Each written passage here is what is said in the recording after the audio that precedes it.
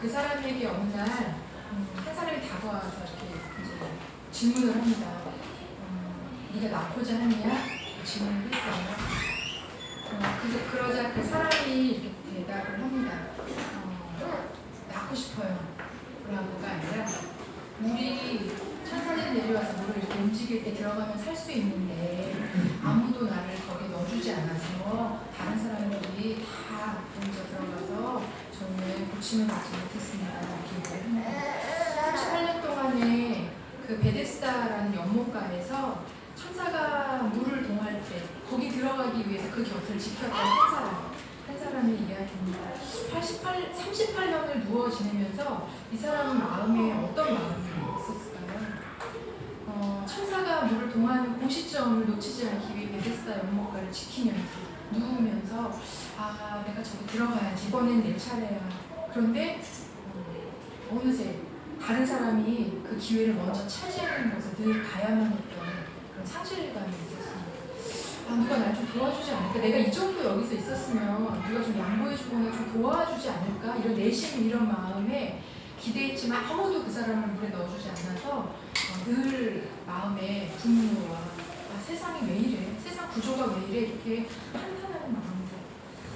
어느 누구도 자신을 돌봐주지 않는다는 것 때문에 쓸쓸한 마음들이 있었을 것입니다. 자신에 대해서는 연민이 있고 세상에 대해서는 분노가 있는 그런 사람이었을 것 같습니다. 그때 그 사람의 몸과 마음의 아픔을 온몸으로 느끼신 예수님이 오셔서 그 사람에게 이야기하죠. 뭐라고 얘기하죠? 일어나 내 자리를 들고 가라. 이렇게 얘기합니다. 또 한 사람이 있습니다. 평생 태어나면서부터 한 번도 제대로 본 적이 없는 시각장애인 한 사람이 나옵니다. 사람들이 이 사람을 보면서 뭐라고 했냐면 무슨 죄가 이렇게 많길래 너는 이런 병을 가지고 태어났는지 부모도 보호해주지 않아요. 사람들이 손가락질하는데 부모도 보호해주지 않습니다. 돌봐주지 않습니다. 지금까지 살아가면서 세상을 향해서도 그렇고 자기를 향해서도 그렇고 나는 여기까지인가 보다. 나는 이거밖에 안 되는 존재인가 보다. 내가 원래 태어난 태생 자체가 잘못이었나 보다. 이러면서 자기 현실을 저주하고 미래에 대해서도 눈을 닫아버린 그런 사람이 있었습니다. 그때 한 사람이 다가오죠. 바로 예수님이죠. 오셔서 이렇게 얘기합니다. 이 사람은 부모의 죄로 인해 이렇게 된 게 아니란다. 하나님이 하신 일이 있어서 이 사람에게 이런 일들이 있었던 거라고 이렇게 이야기합니다. 하나님이 그 사람의 삶을 지금 이끌어가고 계신다는 걸 말씀해 주시는 거예요. 그리고는 어떻게 하죠?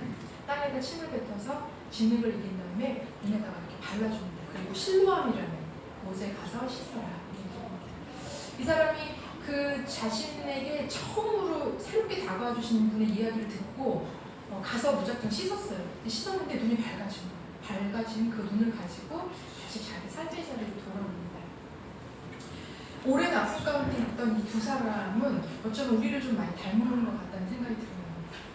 다른 사람이 내가 정말 애썼는데 정말 최선을 다해서 여기까지 왔는데 다른 사람이 먼저 늘 좋은 걸 차지하는 거를 지켜만 봐야 했던 그런 상실감이 우리 안에 있죠. 누구도 나를 돌봐주지 않고 어떻게든 좀 불쌍히 여기는 사람 하나가 없는 이 사회 구조가 더 이상 소망이 있나? 이런 생각에 그런 아픔이 있는 사람들도 있습니다. 자기에 대해서는 연민이 들고 나는 왜 이럴까? 나는 왜 이렇게 돌봄을 받지 못할까? 세상은 왜 이럴까? 라고 분노와 실망을 가지고 있는 사람도 있습니다. 때로는 우리가 어떤 일들을 행할 때 위로를 받기보다는 네가 오죽했으면 그랬겠냐 라는 손가락질을 받는 그런 거에 노출되어 있는 게 익숙한 우리 모습도 보게 됩니다. 그러다 보니까 다른 사람만 우리를 그렇게 보는 게 아니라 우리도 우리 자신을 그렇게 보는 때가 많은 거예요. 네가 오죽했으면 그랬겠냐, 좀 더 잘했어야지, 이렇게 볼 때가 많습니다. 아픔 때문에 자신의 삶에 대해서 더 이상 희망도 없고 미래에 대해서는 도티 풀게 되는 그런 마음이 많았던 이 사람이라는 이 두 사람의 모습이 어쩌면 우리와 같았을 것 같습니다. 이 두 사람에게 예수님이 다가가셨습니다. 누가 봐도 이 두 사람은 당장 치유와 회복이 필요한 사람입니다. 그런데 문제가 생깁니다. 이들이 고침을 받았던 날이 바로 안식일이었습니다. 안식일에는 일을 해서는 안 되잖아요. 고침을 받아서도 안 되잖아요. 오랜 아픔 가운데 있던 이 두 사람이 안식일에 치유를 받았다는 것 때문에, 오랜 아픔 가운데 있는 이 사람을 안식일에 치유했다는 것 때문에 치유를 받은 사람도, 치유를 한 예수님도 아주 큰 공격을 받습니다. 예상대로 유대 종교 지도자들이, 바리새인들이 와서 태클을 거는 거예요. 어떻게 안식일에 이 자리를 들고 걸어갈 수가 있냐? 어떻게 안식일에 실로암 못에 가서 씻을 수 있냐? 어떻게 안식일에 누가 고쳐준다고 덥석 그걸 받을 수 있냐는 거예요. 예수님에 대해서 뭐라고 하죠? 어떻게 안식일에 당신이 그 뭐 말씀도 전하고 그런 선생이라면서 어떻게 안식일에 사람을 고치냐? 그리고 일어나서 자리를 들고 걸어가라고 하냐? 왜 실로암 못까지 가서 씻으라고 하냐? 제정신이냐? 신앙인 맞냐고 굉장히 아주 이야기합니다. 심지어 예수님을 귀신 들리는 사람이라고까지 뭐라고 합니다. 평생 살면 모든 것을 잃은 사람들인데 바리새인들 눈에는 종교 문화가 더 컸던 거예요. 이 사람들이 당장 구원을 받고 당장 생명의 길로 초대되는 것보다는 율법을 지키는 게 더 큰 거예요. 그래서 안식일이라는 규정 안에 그 사람들을 딱 묶어놓고 더 나은 생명의 길로 갈 수 있는 길을 차단합니다. 신앙이라는 이름으로. 예수님은 근데 그렇게 보지 않으셨습니다. 어쩌면 그 사람들은 이렇게 얘기했을지도 몰라요. 평생 견뎌왔는데 굳이 그걸 안식일에 해야 되냐고. 조금만 더 지나고 나중에 해도 되지 않냐고. 뭐 그렇게 중요하냐고. 지금까지 그렇게 살아왔는데 뭐가 그렇게 중요하냐고 이렇게 얘기했을지 몰라요. 뭐 더 나은 삶을 향해서 소망이나 있는 사람들이냐고. 당신들이 뭐 그렇게 중요해가지고 안식일까지 어기냐고 그랬을지 몰라요. 그런데 예수님은 그렇게 보지 않으셨어요.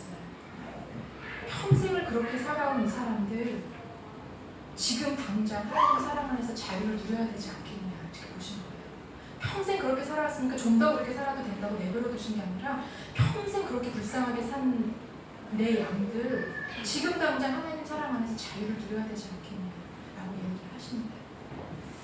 바리새인들이 이야기를 할 때 예수님이 한마디로 딱 얘기를 하세요. 왜 안식일에 일을 했는지. 뭐라고 하시냐면 내 아버지 하나님께서 지금 일하고 계시기 때문에 나도 일한다 라고 얘기합니다. 예수님은요, 종교 지도자들은 율법의 조항 안에 사람을 가둬놓고 율법을 드리겠다면 예수님은 그 율법 사이사이 그 횡간에 들어있는 하나님의 마음을 읽으셨던 분이에요. 그래서 율법을 완성하러 오셨다라고 얘기를 하신 거예요. 조항이 아니라 그 마음에 담겨있는 하나님의 마음을 행하셨기 때문에. 바리새인들은 율법의 잣대로 사람들을 이렇게 규정을 했어요. 그리고 오도가도 하지 못하게 했습니다. 근데 예수님은 어떻게 했냐면 하나님의 마음으로 사람들을 보면서 이 규정에서 당신들은 넘어설 수 있습니다. 새로운 삶으로 이미 초대됐습니다. 그 길로 함께 갑시다라고 새로운 삶으로 넘어오도록 그렇게 초대를 하고 계셨습니다. 예수님이 바리새인들을 향해서 이런 말을 하신 적이 있어요. 뭐라고 하냐면 너희들은 종교의 짐을 사람들에게 지어주고는 손가락 하나 까딱하지 않는다. 이렇게 얘기했어요. 그 짐을 기억할 수 있도록 져줬으면 도와줘야지. 예수님은 어떻게 하셨죠? 예수님은 우리가 하나님의 마음을 닮아 성장해 갈 수 있도록 무거운 종교의 짐을 대신 져주시고요. 그리고 자기의 그 목숨까지 내주면서까지 우리가 하나님의 길로 나아갈 수 있도록, 새로운 길로 나아갈 수 있도록 초대해 주셨습니다. 이런 예수님의 마음을 알았을까요? 종교 지도자들도 듣지 못했던 주님의 음성을 이 두 사람이 듣습니다. 아픈 사람, 평생 아팠던 사람, 평생 아플 수밖에 없는 사람. 이 두 사람은 예수님의 음성을 듣습니다. 바리새인들이 이렇게 물어요. 너희들 도대체 왜 이렇게 했냐? 누가 이렇게 시켰냐? 라고 물었을 때 이 두 사람이 이렇게 얘기합니다. 사실 난 그분이 누군지 잘 몰라요. 그런데 나를 고쳐준 그분이 자리를 들고 일어나라고 해서 난 일어난 것 뿐입니다. 그분이 실로암 곳에 가서 씻으라고 해서 나는 씻은 것 뿐입니다. 이 사람들이 들은 거예요. 뭘 아냐면 누군지는 잘 모르겠어요, 사실은. 근데 하나님에게서 온 사람인 건 맞는 것 같아요. 나는 안식일보다 그분의 음성을 듣는 게 나한테 더 옳다고 생각했습니다. 라고 얘기를 하는 거예요. 율법의 능통에도 듣지 못했던 주님의 음성을 두 사람이 들었습니다. 의인이라고 생각했던 사람들은 듣지 못했던 주님의 음성을 들었습니다. 나는 죄인입니다. 나는 아픈 사람입니다. 나는 아무것도 할 수 없는 사람입니다. 나는 미래가 없는 사람입니다. 나는 영혼이 바짝바짝 말라버린 그런 사람입니다. 라고 생각했던 두 사람은 주님의 음성을 들었습니다. 그분이 일어나라고 해서 난 일어난 것 뿐이에요. 그리고 들은 음성대로 따라했습니다. 왜냐하면 그 사람들은 율법을 잘 몰랐어도 율법을 넘어선 진리가 지금 내 앞에 계시다는 걸 알았던 것 같아요. 왜냐하면 자신의 삶을 구원으로, 생명으로, 더 나은 삶으로 인도해 주시는 음성이 진리가 아닐 수 없다고 알았던 것 같아요. 그래서 그 음성을 따라가요. 예수님께서요, 이들과의 만남을 가진 이후에 한 가지 생각을 하세요. 뭐냐면, 내가 하나님의 마음을 알려줘야 되겠다. 바리새인들에게도, 그리고 이 불쌍한 사람들에게 알려줘야겠다. 그러면서 말씀하신 게 오늘 본문이세요. 뭐라고 얘기하시냐면, 하나님은 나는 선한 목자고 너희는 양과 같은 존재다라는 걸 말씀하시는 거예요. 의인이 아니고 사꾼 목자가 아니고 정말 하나님의 마음으로 돌보시고 생명의 길로 초대할 수 있는 유일한 문이 되신 바로 내가 선한 목자다. 그리고 그 선한 목자의 돌봄을 받아야 하는 이 이야기를 듣는 우리는 양과 같다는 거예요. 이 두 사람처럼 평생 내 것을 누가 빼앗아가는 것 같은 아픔을, 모든 기회를 박탈당한 것 같은 아픔을, 사회 구조가 이래서 어쩔 수 없어라고 생각했던, 돌봄을 받지 못하는 것 같은 슬프리가 있는 이 아픔을 가진 우리들이 양과 같다라는 거예요. 그런데 복된 소식은 뭐냐면 그 양과 같은 사람만이 주님의 음성을 들을 수 있다는 거예요. 왜냐면 주님의 양이기 때문에. 여러분, 제가 예전에 읽었던 책 중에 양과 목자라는 책이 있어요. 한번 보신 적 있으세요? 그게 뭐냐면 두껍지 않은 책인데요. 실제로 그 목동이었던 목자가 있어요. 오랜 세월 양을 쳤던 목자인데 이분이 목회자로 살아가면서 시편 23편을 자기가 경험했던 이야기를 풀어내는 책입니다. 그러니까 자기가 양을 돌봐왔잖아요. 그러니까 진짜 양이 어떤 존재인지를 아는 거예요. 그리고 이 양이 옳게 행복하게 살아가려면 목자가 어떤 역할을 해야 되는지 자기가 경험해 본 거예요. 그래서 그거를 가지고 시편 23편을 이야기를 했습니다. 근데 이분이 뭐라고 얘기했냐면, 성경에서 우리가 다 양과 같다고 얘기를 하잖아요. 근데 실제로 여러분은 양이라고 생각하세요? 나는 양이에요 이렇게 생각하세요? 뭐 바리새인이라고 생각은 안 하실 것 같아요. 근데 뭐 양과 같다고 생각 안 하실 수도 있는데, 실제로 우리가 양과 같다는 거를 우리가 알아야 그분이 우리의 선한 목자가 돼 주셔야 된다는 걸 인정할 수 있다는 거예요. 양이 어떤 존재냐면요, 아까 전사님 얘기한 것처럼 시야가 1m도 안 돼요. 그러니까 얘네들이 바로 앞에 있는 양의 엉덩이에 붙어가지고 다니는 거예요. 그래서 우리가 생각하면은 한 양이 떨어지면 저희가 다 떨어지잖아요. 어떻게 저럴 수가 있냐. 저럴 수밖에 없는 거예요. 앞이 안 보이니까. 군중 심리가 아주 강해요. 그래서 이렇게 누가 우르르 하고 가면 막 따라갑니다. 우리랑 약간 비슷하죠? 세상에서 이게 옳은 길이야, 뭐 이게 맞는 길이야 이렇게 하면 갑니다. 자녀교육도 이게 옳은 거야, 재테크도 이게 옳은 거야, 신앙도 이렇게 해야 돼 이러면 군중심리 우르르 따라갑니다. 근데 이 양이 또 굉장히 두려움이 많아요. 겁이 많아요. 다 아시죠? 겁이 많고 소심하고.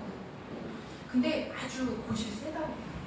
겁도 많고 소심하고 이러면은 좀 목자의 말을 따라야 되는데 아주 고집이 세다고 합니다. 그리고 자기가 한번 했던 그 길로만 다니고 자기가 했던 습관을 벗어나지를 못한다고 해요.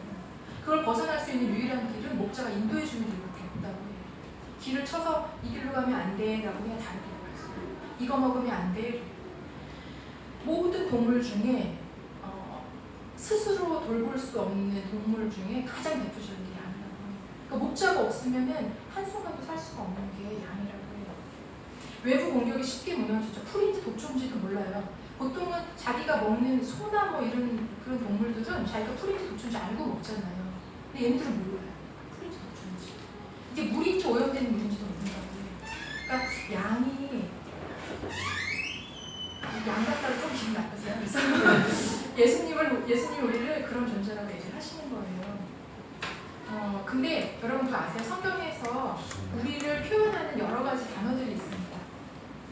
포도나무와 뭐 포도가지, 그다음에 뭐 친구다, 종이다, 벗이다, 뭐 종이다, 아들이다 이런 여러 표현이 있잖아요. 근데 예수님이 하나님의 사랑과 긍휼을 가장 많이 담고 표현하실 때 우리를 뭐라고 표현하시냐면 양이라고 표현해요. 우리를 가장 사랑하고 긍휼로 보시고, 그러니까 우리를 에휴 요거밖에 안 돼 이렇게 보시는 게 아니에요. 그런 존재인데 내가 돌봐야지 이렇게 봐주시는 거예요. 오늘 본문에 보면 사꾼과 목자가 나오잖아요. 예수님은 어떤 분이실까? 그 책에 보면 그런 예가 나와요. 실제로 마을에서 양을 칠 때 우리를 이렇게 하나로 쓰는 경우가 많대요. 아주 부유해서 자기만의 우리를 갖고 있는 사람이 별로 없는데 공동의 우리를 이렇게 쓸 때 양들이 그 우리 안에 들어가려면은 그 담당 목자가 와서 양의 이름을 불러줄 때 이렇게 들어간다는 거예요. 너무 신기한 건 양이요 수천 마리가 있어도 목자는 양의 이름을 다 알고 있대요. 그러니까 양이 수천 마리 이름을 목자가 다 지어가지고 부른다는 거예요. 근데 그 양의 이름을 부를 때 그 양의 특성들을 이제 받았다가 이렇게 이제 하는 거죠. 뭐 예를 들면 쟤는 잘 들이받는 애는 뭐 들이받지 뭐 이렇게 하겠죠. 뭐 이런 식으로 양의 특성을 알아가지고 이름을 다 부른다는 거예요. 근데 너무 신기한 건 이 양들이요. 그 목자의 음성을 들을 때는 다 따라가는데 다른 음성이 들으면 팍 흩어진대요. 제갈길을 갔다 이런 것처럼 목자의 음성이 아닌 소리에는 되게 민감해서 겁이 나서 그런지 다 흩어진다고 합니다. 그래서 목자가 자기 음성이 익숙해지도록 평소에 양에게 계속 음성을 이렇게 내준대요. 예, 익숙해져요. 평소에 양이 듣든 안 듣든 상관없이 해준대요. 그래서 양이 우리에 들어갈 때 누구 이렇게 하나씩 점검을 해줍니다. 어디 아픈 게 없는지 이런 거 다 점검을 하고 들여보냅니다. 근데 사쁜 목자가 있었대요. 고용된 목자죠. 자기 양이 아닌 거예요. 그러니까 자기 이름도 모르고 양의 특성도 모르는 거예요. 그래서 실제로 양을 치는 걸 보니까 저 양이 지금 많이 먹어서 배탈이 났는지 이런 거 상관없이 계속 먹이고 흙바닥에 넘어져 있는데 뒤집어져 있는데 뒤집어주지 않고 아픈 데가 있는지 없는지 살펴봐주지 않아서 수많은 양이 그냥 제대로 목욕을 받지 못하고 죽어가는 걸 봤다고 이렇게 하는 거예요. 그래서 이쪽 양이 이쪽 양을 부러워하는 거예요. 현주 목자가 있어서 뭐 그랬을지 모르겠어요. 근데 주님이 우리 목자가 되어주신다는 건 그런 분들하고 다르다는 거예요. 10절에 보면 이렇게 나와 있습니다. 도둑이 오는 것은 도둑질하고 죽이고 멸망시키려는 것뿐이요 내가 온 것은 양으로 생명을 얻고 더 풍성히 얻게 하려는 것이라. 예수님이 오신 이유는 예수님이 우리에게 선한 목자가 되어주신다는 건 뭐냐면 우리를 더 풍성하게 생명의 길로 인도해 주신다는 거예요. 양에 대해서 조금 좀 나눠볼게요. 양은 특성상 잘 뒤집어진다고 해요. 아까처럼 몸집이 비대해서 뒤집어지기도 하지만 다리도 짧고요. 앞이 잘 보이지 않으니까 금방 걸려 넘어지는 거예요. 쉽게 걸려서 넘어지는 그 양이요. 다시 살 수 있는 방법은 유일한 방법은 뭐냐면 다시 원래대로 돌려놓는 거예요. 근데 왜 죽냐면 양이 뒤집어지면 배에 가스가 막 차기 시작한대요. 혈액순환이 되지 않으면서 배에 가스가 차면 그게 부글부글 하다가 얘가 정말 가스에 질식을 해서 죽는 거예요. 양이. 그때 목자가 평소에 쟤는 잘 뒤집어지는 양이야. 목자가 우리를 볼 때처럼 쟤는 이런 일에 쉽게 뒤집어지는 아니야. 이런 상황이 쉽게 뒤집어지더라. 이걸 파악하고 있는 거예요. 그래서 그 양이 뒤집어질 때가 얼른 뒤집어 놓습니다. 근데 이렇게 한번 뒤집어지면 가스가 이미 차기 시작하기 때문에 뒤집어 놓고 끝이 아니에요. 선한 목자이신 예수님은 우리를 어떻게까지 우리를 돌봐주시냐면 가스가 다 나갈 때까지 아주 오랜 시간 마사지를 해줘야 된대요. 양 한 마리를 위해서. 그래야 가스가 다 빠져나가야만 얘가 살 수 있거든요. 예수님이 우리를 보실 때 그런 거예요. 여러분 잘 아시죠? 내가 스스로 언제 잘 넘어지고 언제 쉽게 시험 들고 언제 쉽게 난망하고 근데 예수님 그걸 다 아신다는 거예요. 그래서 그런 시점이 되면 우리가 넘어졌을 때 다시 돌려 이렇게 세워주시고 그 다음에 바리새인처럼 알아서 해보세요. 성경 읽고 알아서 해보세요. 이렇게 하는 게 아니라 우리가 완전히 거기에서 회복될 때까지 계속해서 우리 삶을 던져주시는 거예요. 그게 바로 선한 목자입니다. 예수님이 우리처럼 더 풍성하게 해주십니다. 여러분 시편 23편에 보면 이런 구절이 있죠. 푸른 풀밭과 칠만한 물가로 이렇게 인도해 주십니다. 여러분 양이 사는 동네가 어떤 동네인지 아세요? 저도 잘 몰랐어요. 저는 막 뉴질랜드 같이 목초지가 있고 막 이런 데 양이 있는 줄 알았어요. 근데 예수님이 말씀하신 이 양들은 보통 사막, 건조한 이스라엘 땅이 다 그랬으니까 그런 데서 살고 있는 양들입니다. 그럼 얘네가 먹을 풀이 없잖아요. 그리고 양의 특성상 아주 고집이 세고 완고해서 어떻게 되냐면 자기가 한 번 갔던 길로만 계속 가는 거예요. 계속 그 길로 가면서 풀을 뜯어먹으면 그 땅이 어떻게 되겠어요? 황폐화되는 거예요. 자기가 빠져들어가는 길을 자기가 분간할 수 없을 정도로 아주 고집이 세고 완고한 양들인데 그렇기 때문에 이 목자가 양이 다 우리에 들어가서 자는 동안 이 목자는 자지 않습니다. 어떻게 하냐면 주변에 더 푸른 풀이 있는 데가 어딘지를 밤새 찾습니다. 밤새 찾습니다. 그래서 다시 그 길로 돌아가려는 그 양들을 돌이켜서 더 좋은 길이 있다고 안내하는 역할을 합니다. 그리고요, 사막이니까 물이 없잖아요. 그럼 어떻게 해야 되겠어요? 물을 먹어야 돼요. 제일 좋은 건 새벽이 있어요.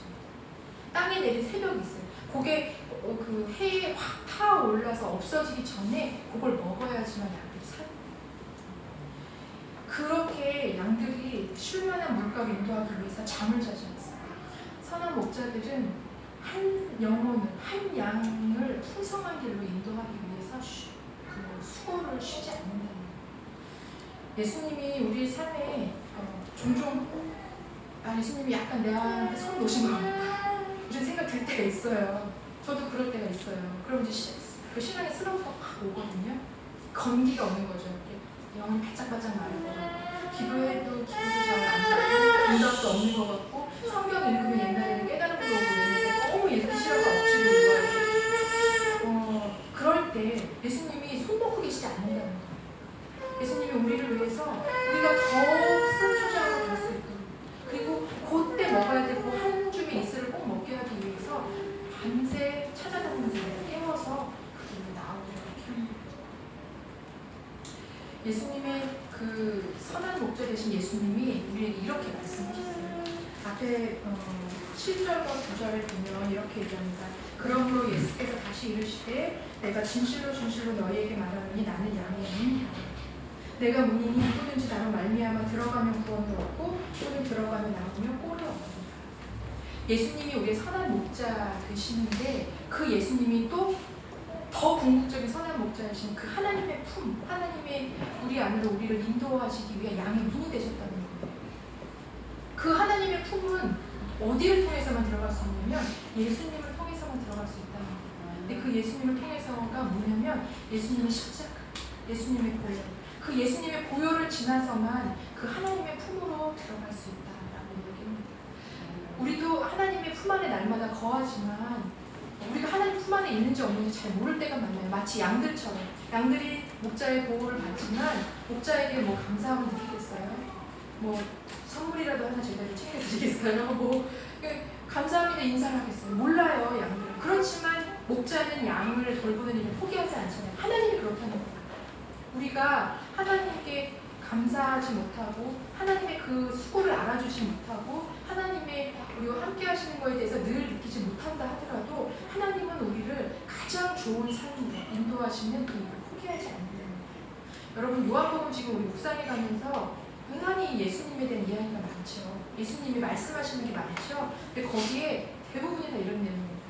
아버지가 나와 어떤 관계인지, 아버지와 내가 어떤 사랑의 관계인지, 내가 하는 일은 다 아버지께로부터 온 거고 나는 하나님께 속해 있습니다. 그러니까 당신들도 하나님께 속하십시오. 이게 다 내용이에요. 하나님 품 안에 우리가 살아가야만 살 수 있다는 것들을 이야기합니다. 주님 품 안에 있는 것, 선한 목자이신 주님을 따라가는 것, 주님의 음성을 듣는 것, 다 양 같은 우리가 우리의 주님이신 우리의 목자 되신 예수님의 음성을 들을 수 있는 길은 주님의 십자가 사랑을 매 순간 생각하는 그 길이거든요. 왜냐면 그 길이 아니면 하나님께 나아갈 수 있는 길이 없다고 했어요. 다른 길이. 근데 여러분 매 순간 살아가시면서 하나님의 십자가 사랑이 막 감격스럽고 그러세요. 매 순간 하나님이 고맙고 매 순간 하나님이 나와 함께 하시는 것 같고 그 십자가 사랑 때문에 막 감격이 겨워서 뜨거워지고 그러세요. 저는 안 그렇거든요. 사실 그러지 않을 때가 훨씬 많습니다. 애를 써야 하나님이 기억날 때가 많고요. 애를 써야 십자가 앞에 이렇게 나아가고 있는 내 자신을 이렇게 돌이켜서 세상으로 나아가려는 나를 돌이켜서 주님 앞으로 이렇게 한 발짝 할 수 있어요. 우리는 그럴 수가 없어요. 매 순간 하나님의 사랑에 감사하고 감격하며 살 수가 없는 존재입니다. 양처럼. 그래서 예수님이 우리를 양이라고 합니다. 그런데 괜찮습니다. 왜냐하면 예수님이 그런 거 다 알고 우리 목자가 되어주신다고 하신 겁니다. 그리고 그런 존재이기 때문에 예수님이 필요하다는 걸 알기 때문에 예수님 목자 되어주신다고 하는 겁니다. 저는 매일 매 순간 여러분이 제가 양의 문이 되신 주님을 통해 하나님 품에 안기는 삶 살았으면 좋겠어요. 하나님 아버지의 품은 양 같은 우리를 위해서 목숨을 주신 예수님의 십자가 보혈을 의지할 때만 들어갈 수 있습니다. 주님의 십자가 사랑을 기억할 때, 주님의 음성에 귀 기울일 때만 새로운 삶으로 넘어갈 수 있다는 거예요. 주님의 음성을 듣지 않았다면 두 병자들은 여전히 그 규정에 매여서 그 자리에 머물러 있었을 거예요. 근데 주님의 음성을 따랐던 그 사람들, 그분이 누군지 몰랐어도 그냥 따랐던 그 사람들은 새로운 관계 안으로 이렇게 초대되어져 갔습니다. 여러분, 하나님의 음성, 하나님의 십자가 보혈을 늘 생각하는 거 주님의 음성을 듣는 건데 어떻게 하면 기억하실 수 있겠어요? 어떤 분들은 하나님의 음성을 직접 듣는 분들도 있지만 또 나는 왜 나만 하나님의 음성이 안 들릴까요? 다른 사람들은 다 하나님 뜻에 따라 사는데 그렇지 않아요. 여러분에게도 목자가 아까 이야기한 것처럼 양들이 목자의 음성을 알아들을 수 있도록 평상시에 계속 음성을 내준다고 하는 것처럼 여러분들에게도 하나님의 음성이 매일 가고 있습니다. 뭐가 있어요? 수도센터 아침 묵상. 설마 그 주님의 음성이 아닌 거를 보내시겠어요? 수도센터 아침 묵상도 하나님의 음성이에요. 우리와 믿음에 상관없이 그냥 오잖아요. 그냥 아멘 하고 받아들이면 그게 주님의 음성인 거예요. 가정예배를 통해 우리 지금 그거 하죠. 아버지가 인도하는 가정예배 합시다. 가정예배를 통해 그냥 말씀 읽고 기도 한번 하는 것도 다 주님의 음성을 따라가는 겁니다. 꼭 감격이 있어야만 믿음이 있는 게 아니에요. 꼭 감격이 있어야만 내가 주님의 십자가를 기억하고 있는 게 아닙니다. 그냥 그 자리에 있는 것 자체가 내가 십자가 안에 놓는 겁니다. 제일 확실한 건 뭐예요? 여기 이거잖아요. 하나님의 음성이 담겨있는 이 성경책. 누가 부인할 수 없는 이 성경 말씀 여러분들이 그냥 꾸준히 읽어가면 좋겠어요. 하루에 한 장이든 반 장이든 꾸준히 주님이 나를 이 말씀처럼 나를 인도하시는구나. 여러분 이 말씀을 통해 하나님 품으로 나아가는 거예요. 십자가 보혈을 의지해서 나아가는 거예요. 그리고 또 뭐가 있죠? 마지막으로 하나님의 마음을 알고 있는 사람들을 통해서도 여러분들 하나님을 보게 됩니다. 저 사람은 어떻게 저렇게 할 수 있지? 어떻게 저런 생각을 하지? 어떻게 저런 결정을 내리지? 어떻게 저런 표현을 쓰지? 어떻게 저런 위로를 하지? 하나님의 마음을 담으세요. 이런 문구가 있어요. 한번 말씀드렸던 것 같은데 우리는 성경을 읽지만 세상 사람들은 우리를 믿습니다. 하나님의 마음을 담고 있는 우리 자체가 하나님의 메시지입니다. 오늘 목자가 얘기하시잖아요. 이 우리에 들지 않으면 다른 양들도 아직 있기 때문에 그들도 주님의 음성을 같이 한 우리가 들어왔으면 좋겠다. 우리에게 또 그 비전을 주시는 거예요. 저는 우리를 구원으로, 영생으로, 그리고 더 풍성한 삶으로 인도해 주신 분이 유일한 분이 예수 그리스도밖에 없다는 걸 우리가 좀 믿음으로 고백했으면 좋겠습니다. 우리가 잘 몰라도 괜찮습니다. 그분이 우리를 잘 아시고 계시니까 괜찮습니다. 우리를 가장 잘 아시는 주님께서 우리를 가장 아름다운 삶으로 인도하시는 분이에요. 날마다 주님의 사랑 안으로 우리를 초대하고 계신다는 걸 느꼈으면 좋겠습니다. 우리가 매 순간 감격함을 느끼지 못하더라도 주님의 십자가 사랑과 보혈의 은혜는 우리 안에서 끊어진 적이 없다는 것, 하나님 품 안에 날마다 우리가 안겨 살아가고 있다는 것들을 우리가 좀 믿음으로 받아들이면 좋겠습니다. 이번 한 주간도 주님의 십자가 보혈을 생각하면서 매 순간 우리를 하나님 품으로 초대하시는 주님의 음성을 좀 듣고 그것이 우리의 영혼의 양식이 되겠습니다. 한 주간을 선한 목자 되신 주님의 돌봄 가운데 지내시기를 소원합니다.